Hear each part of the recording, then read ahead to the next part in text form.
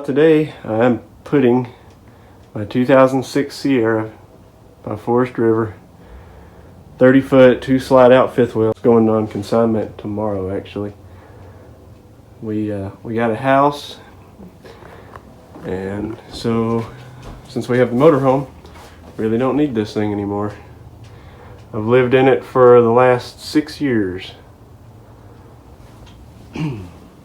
It's been a very good trailer.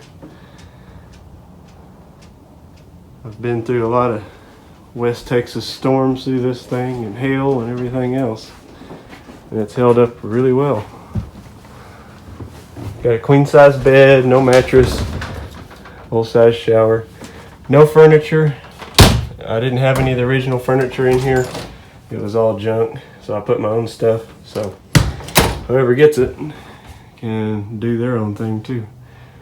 Very roomy in the bedroom. Lots of room to get around, big closets.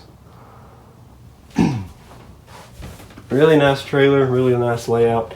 The AC is fairly new, it's maybe 3 years old. I upgraded it to the digital Dometic thermostat.